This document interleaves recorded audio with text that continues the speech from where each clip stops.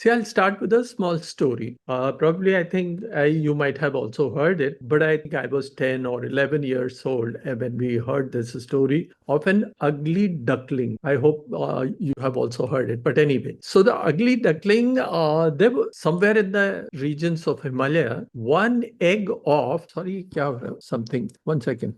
One egg of a swan got mixed up with the eggs of the duck, and duck's eggs were hatched. Finally, the ducklings, they came up, and one of them was a swan. Now, as the time grew, the swan, along with the ducks, used to waddle around here, there. He used to always behave as if he was a duck. And when the hunters came, they used to go and hide into the bushes and hide into the reeds. And this went on. Then the swan, the baby swan, he thought he was a duck. And when the swans came, he used to look at the swan and appreciate, be very appreciative. What beautiful creature, what grace, what beautiful white color. And he used to be very, not only jealous, but he was sad from within. Why I am not like them? And he would waddle around and quack, quack, quack, he would do. But he was nurturing deep-rooted sorrow within him. As time passed by, one day he decided to go towards the center of the lake. And when he started to swim towards the center of the lake, suddenly he found that there was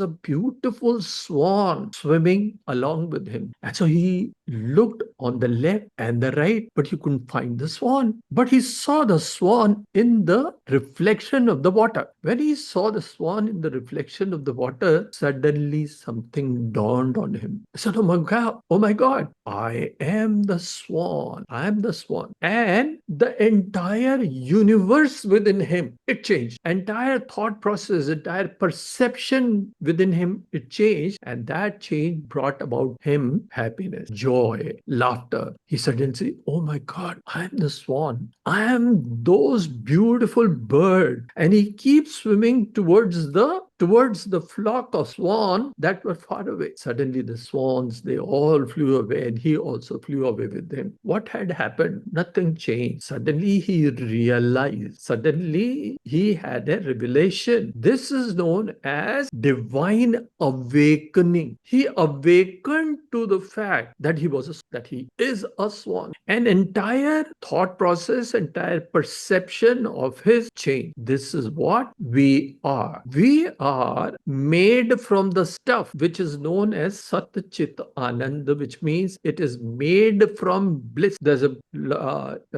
lengthy lecture on this. What is the essence of our being? The essence of being, the material with which you have been made is this. And because this is the material with which you have been made, and you don't know, just like that duckling, you don't know that you are a swan. And once you realize that, your perspective change, you become that. And this is what it is. So our Hindu philosophical thought, it has been always trying to tell you, look within, look within, look within. But we do not understand. The problem is that we have never been told. Like I said, I heard this story when I was 10 or 11 years old.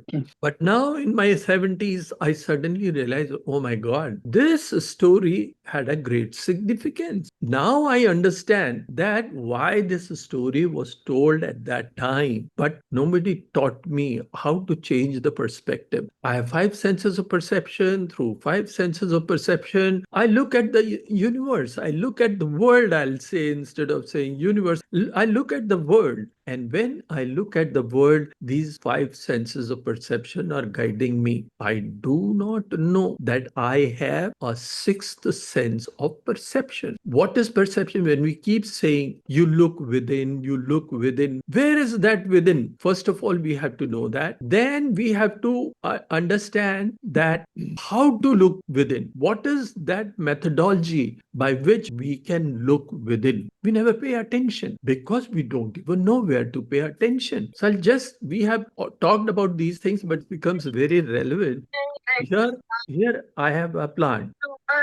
This plant, if I ask you what is the color, you will say green. On an average, green. We have already talked about this earlier, but it becomes relevant here. So I want to say it's a green color. The green color. Now, when I asked you, okay, from level of 1 to 15, 11 to 10, please tell me what is the color. You'll say 2, 4, 5, whatever you might say. I say, okay, look carefully. And when you start to look carefully, I want to say, please tell me where is 5. You'll say, oh, 5 is here, 6 is there, 10 is there. What changed? What changed? Those colors were always there. The colors were always there. You did not pay attention. Nobody told you to see. Now, when you start to see, suddenly you find, hey, there are many colors. We are exactly like that. Nobody has told you you are made of joy. You are made of bliss. We call that word as bliss. In Hindi or Sanskrit, we call it Anand. There's only one word, Anand. The word Anand does not have an opposite. Yeah, very, very important thing to understand. Anand does not have an opposite. Anand is Anand. Bliss is bliss, and you are blissful.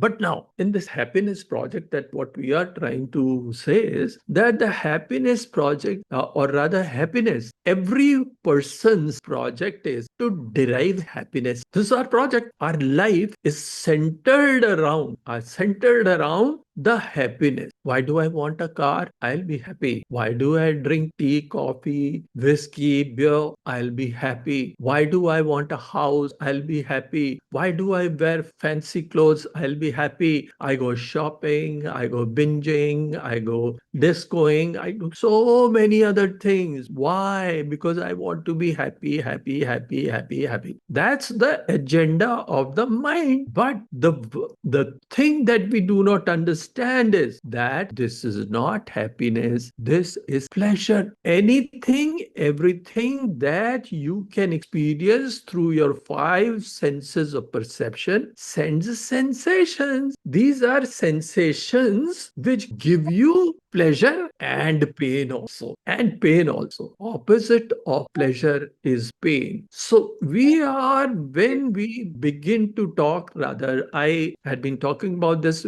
the entire Western culture is directed towards pleasure. And this pleasure is the problem in the brain centers where you feel pleasure. That center also has pain. Pain and pleasure, they are the same place. They are at the same place. Pleasures are created by a chemical known as dopamine. The dopamine chemical is a kick. It gives you a kick of life. Suddenly it starts to move up in a double quick time. It gives you sensations of pleasure. It says, I like it. I'm liking it. It's joyful. And I want it more. It's a motivational molecule. And therefore, throughout the world, there's absolutely no one who does not want more. More of money, more of car, more of sex, more of wine. Everything is more.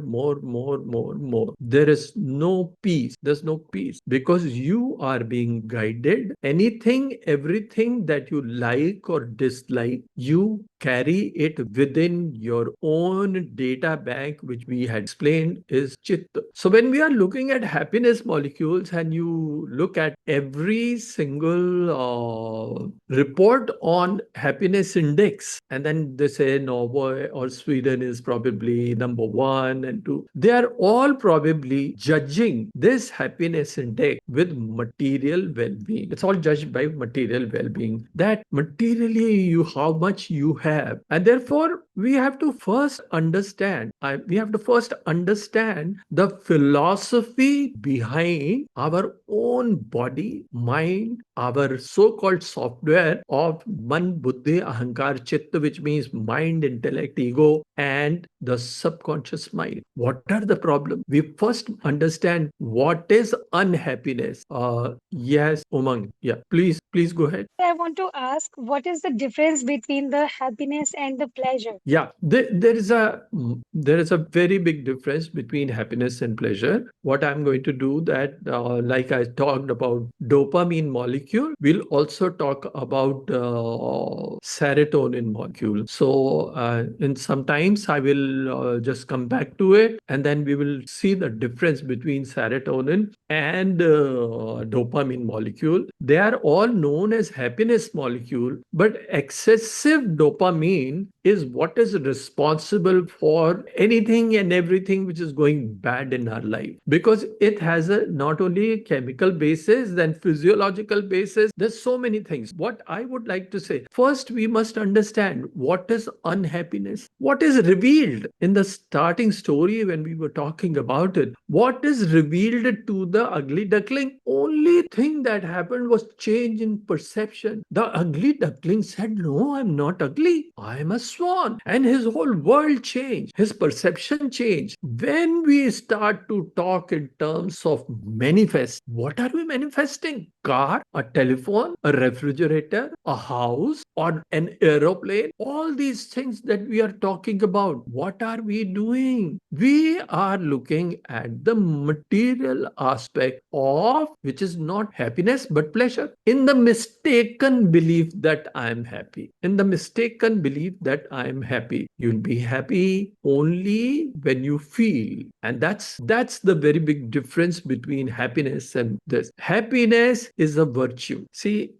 we will be as we progress further, we'll take a detailed class on the amazing part of our body. We have 50 trillion cells of the body. 50 trillion cells are divided into some 200 cells. These 200 cells, they perform, rather, these 200 cells, each cell is doing its allotted duty. For example, I know the rod cell will make a eye, the blood cell will only make blood. Other cells like ligaments or skin or bone, they'll all different cells are allotted for making those parts. But every cell can make the other part depending upon its environment. Whatever is the environment, it can change. An eye cell can grow a hair, head can grow a finger, but anything and everything is allotted a duty, and they all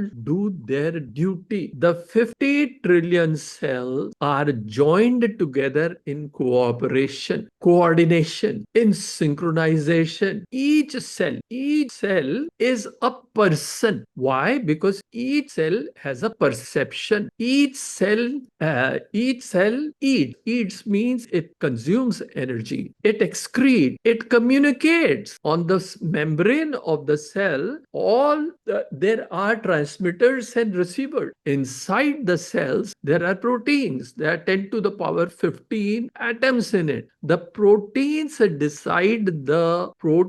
there to decide your perception. They are the reactions. Proteins create the reaction, and they all listen to the mind. They all listen to the mind. So, in a short while, what I'm only wanting to say, on the finest relative level of our body, suddenly things will start to change. All these cells, they will feel the pain or pleasure because they are joined together in compassion. I prick my hand here, the entire body knows. I feel the pain, I feel the pleasure. This is what happens. And when we start to talk in terms of physiological level, where how to find happiness, then what we find, the change in perception creates fight or flight response of the body, or rest and digest. That means either the parasympathetic nervous system will get activated, or sympathetic nervous system. So there is, in that lecture, we will talk about when you donate, when you have compassion in your heart, when you have joy, when you cooperate, when you coordinate, when you start to think in terms of giving, then in that case, the entire body it goes into a different state of joy. It goes into a state of happiness. Very, very surprised. Very, very surprising. And then I began to see, oh my God, in the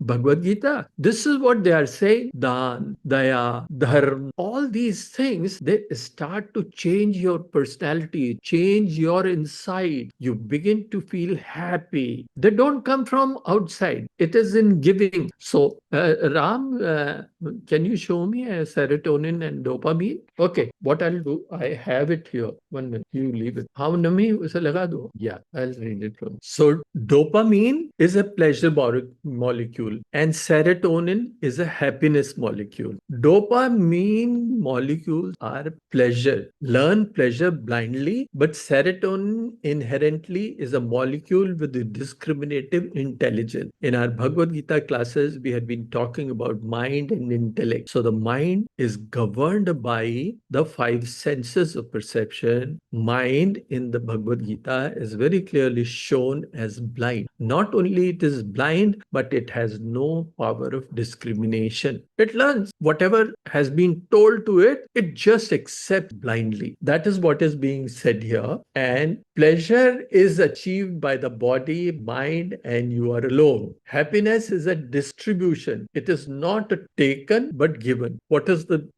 I had been just now talking about? Pleasure is sensations in the body, and you experience it, and that's about it all. But when we're talking about 50 trillion cells, the 50 trillion cells, when we indulge into virtuous activities, then you find that the entire 50 trillion cells, they feel in the same way. When you indulge into this dan, daya, dharma, then the entire body feels it. With more and more substance use, dopamine becomes less. Serotonin is contentment molecule. It does not want more of any substance. It means I'm smoking, I'm having chocolate, I'm having sex, I'm having all the negative habits. Then in that case, more and more you want, because that is the quality of the dopamine molecule, that it says, I like it, I want it more. When you want it more, it creates habit. The habits in turn give rise to cortisol, and the body goes under a state of stress. Therefore, when we keep on talking that money doesn't give you happiness, money doesn't give you happiness, it's merely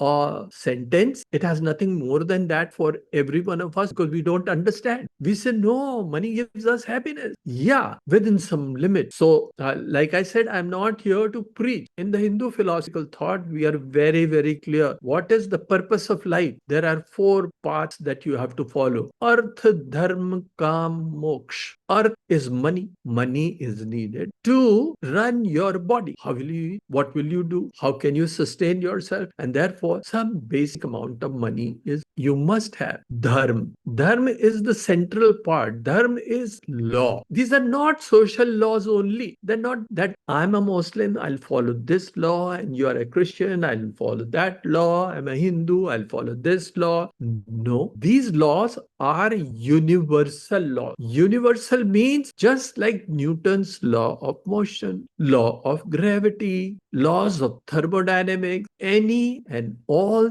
of these laws are universal, irrespective of what your caste, creed, or religion is. They're applicable to you. They're applicable to you. We talked about it in one of our lectures earlier, but this is what it is. So when we start to talk in terms of happiness, these are the 4 pursuits that are there. And once you do those pursuits, then calm is lust. Calm is supposed to be lust. It's supposed to be greed. It's supposed to be money also. And then comes moksha. Artha, dharma, kam, moksha. Moksha is happiness. Broadly speaking, it is happiness. You pursue happiness. What does the mind want? On day after tomorrow, that is Saturday night, we are going to take up this lesson. We are going to say, what does the mind want? The mind has 5 afflictions, which I had earlier also spoken about, and we will talk about this again in details on Saturday night. Yeah? Okay, so we move further. वो फिर खोलो Ram, serotonin versus, yeah. So serotonin, dopamine molecules are reward system responsible for motivation, action, drive, and impulsiveness. And serotonin induces inhibitive and calm behavior. When serotonin, dopamine has said, I like it, I want more. You are motivated. You are motivated to get more, and therefore you are ready to sometimes give your arm. The dopamine molecule is an expectation molecule, expectation of joy, expectation of so-called happiness that you will derive, and therefore you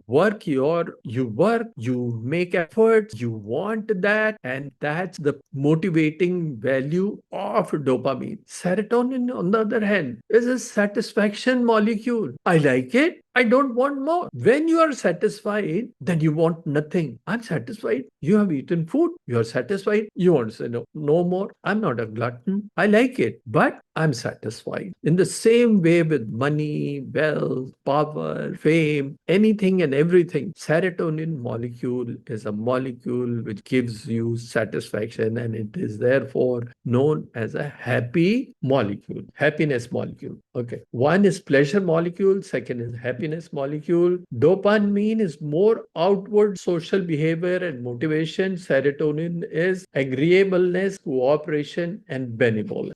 Right? Then dopamine activates a stress hormone. Serotonin activates sleep hormone, which is melatonin. So on one side, the serotonin molecule is a molecule which makes you calmer. It takes away, it is in the rest and digest system. So melatonin is made. Melatonin is what is responsible for our sleep, and dopamine activates the stress molecule. Yeah, Umang, please go ahead. So my question is, some people feels good when they donate something, and Which, then the dopamine will secrete. Am I audible, sir? you are audible. Yeah, And see, 1 minute, 1 minute. Please ask your question completely. Go ahead, please. okay, some people feels good when they donate something and when they help to someone. And Yes. on the other hand, some people feels good when they hurt someone or they do some crime or do something like this. So what is the thing that decides they are doing the different works, but they both get the dopamine? So what is the thing that decides Mhm. Yeah, yeah, how yeah. it will decide? Yeah, Yeah. yeah. I think I have got the gist of your question. There are some people who take pleasure in negativity also. This is your question. Basically, this is Yes, what you're yes. asking. Yeah. So we'll talk about it because there is something known as mind. Whatever is happening on the screen of the mind, and that is dissected by the power known as intellect. Whatever is then dissected is then stored into our subconscious mind. I will technically will not be able to explain, but what I can offhand tell you that there are certain kind of, these are ailment. This is your ailment because your perception is that you feel joy in pain. You are feeling joy in pain. It doesn't mean that you are happy. It doesn't mean that I'm not sure if dopamine is spiking or not spiking, but serotonin does not. It definitely not. So I will look into it and maybe get back to you. This is the short but maybe dissatisfactory answer. But this deals more like we have to talk to psychologists or maybe neurologists who can tell what is happening on the cellular level or neurological level. Okay? Yeah. Okay, sir. The last part, constant supply of dopamine excites the neurons of the brain. Serotonin inhibits. This is kind of a very technical thing, and I think I will leave it at that because whatever is happening on the neurological level, I don't want to touch it at the moment, right? Dopamine with cortisol is responsible for addiction and depression. Serotonin leads to rest and digest mode, joy, beauty, satisfaction. This is also when we will take that class, we will go into the details about the circuitry of pain and pleasure molecules, and how dopamine starts to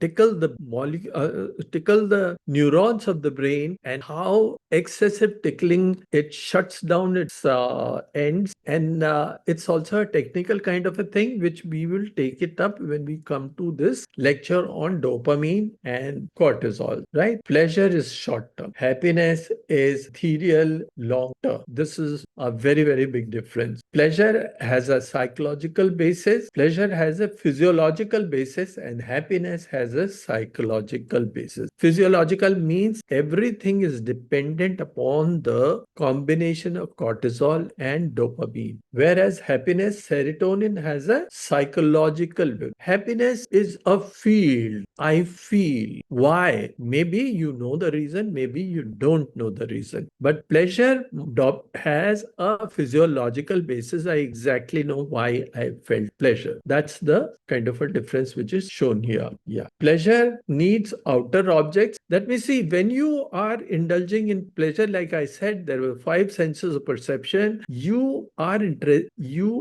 actually sold to the sensations or the signals that you are receiving from the five senses of perception. It's a perception that you have. It's not actually true. It is imaginary also. But in case of happiness, it is an inner field of power of discrimination. The buddhi, or the power of consciousness, is connected to the field of singularity. In the field of singularity, you do not have negative. There is only one: happiness, bliss, joy. That's the difference between happiness and these are all directed by molecules, which are dopamine and serotonin. Not only that, there must be some more also, because my knowledge about this is little rudimentary, but there is too much details which are available on the scientific basis where it can be established. So what I'm coming back to, that first we have to understand, I don't want to see, we have already done about 40 minutes, so I don't want to carry it further, but what we What have is all, yeah. so? And there is another one they call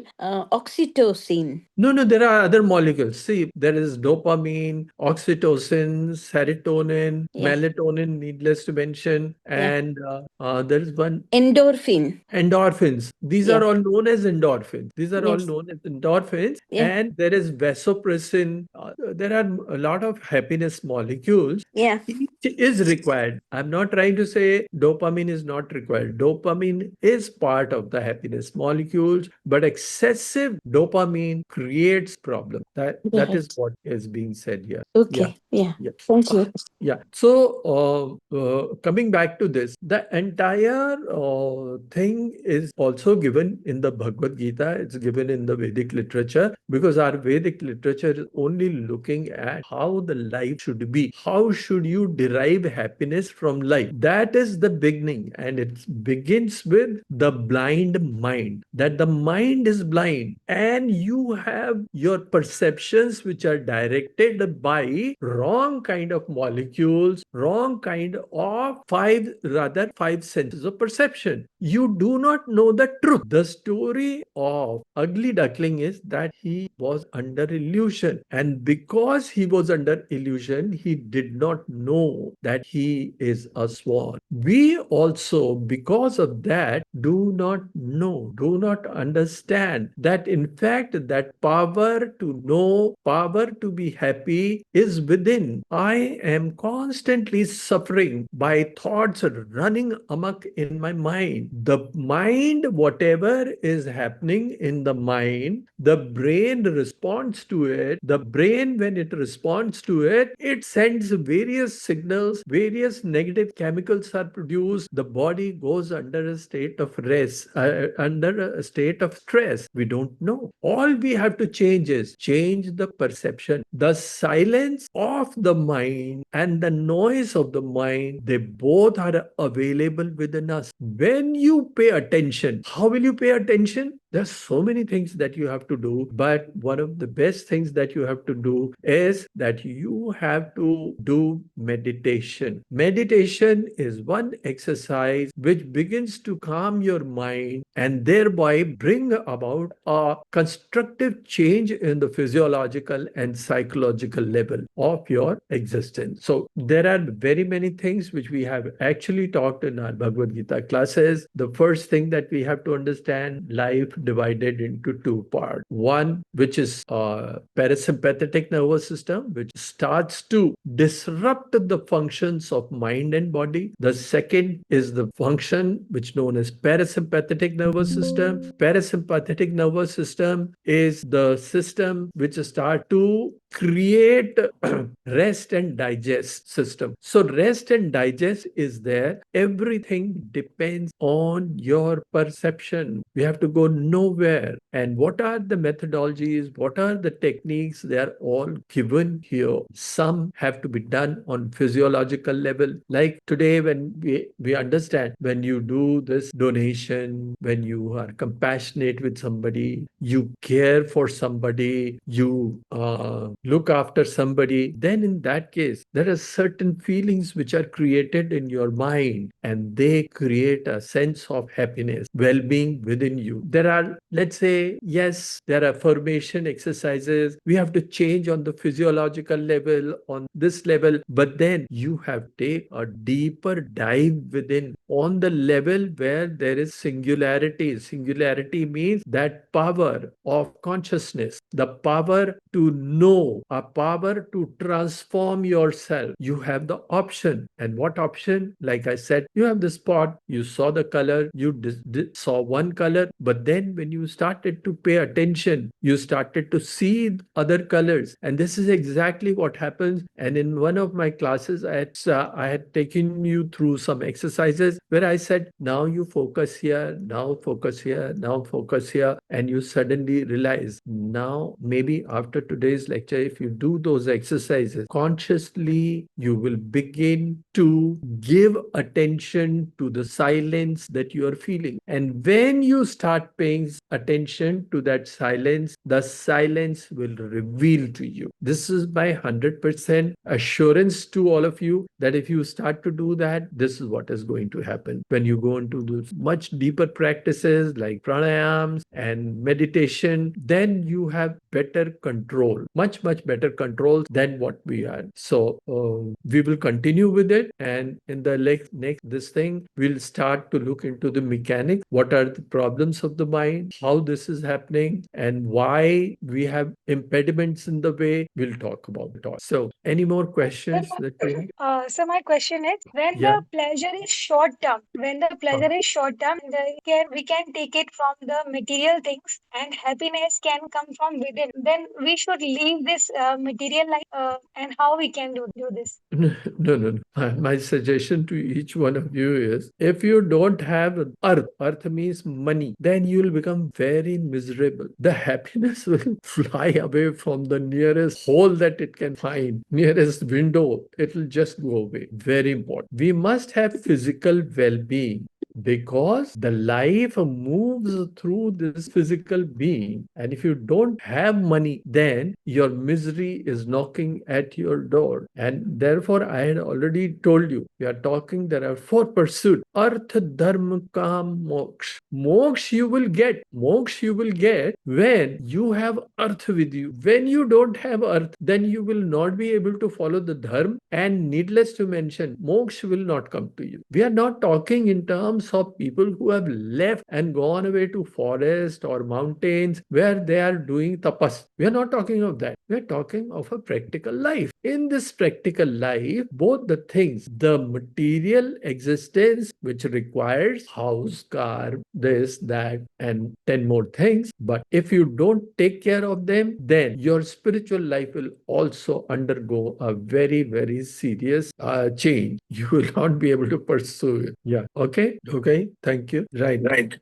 So we take leave now. and maybe meet day after tomorrow. And we are going to be talking about the 5 afflictions of the mind, the impediments that stand in front of us, because of which we are unable to focus our attention on what we do, right? They're all connected with the mind? They are all connected with the mind. They are all connected with the mind. See what has happened, that we meet once a week, and I have not been able to get out of the chapter 1 of the Bhagavad Gita. When I'm teaching, whatever I'm talking, I'm taking all my cues, my education from the Bhagavad Gita. I'm Yes. changing it into various things. I use some technical language, technical jargon, and then do it. And what I'm going to also be doing, that we have just started an English channel. Everything in my channel was in Hindi, English, but now we're starting with this, and spiritual science. Call that channel as spiritual science. I've just uploaded 4 videos so far, and a couple of short, but this is very interesting, where we are starting from consciousness, how and why of consciousness. And then I'm going into the details of our physical body, and then the atom, and what is there in the atom, and how it is also like the physical body of ours. What are the similarities? Where is the soul of? And we're doing that, and we will put it, the link, I will put it in this, and maybe some of you might be interested. So you're welcome. Thank you. All That'll right. be very helpful. Yeah, sure. I'll do that. Thank you, Raviji. Excellent. I'm really expanding my knowledge from spirituality, using science, and learning a lot. Thank you so much. I'm enjoying listening to you. Thank you so much. Thank you very much, and hopefully I'll see you again. Yes. Yes. You got a wonderful style of explaining things. It clarifies so many things. Thank you so much. Thank you. Bye. Thank you. Thank you. Thank you. Thank you so much. Thank you. Namaste. Dhanyavad. Namaste. Namaste. And bye-bye. We'll Bye. Okay.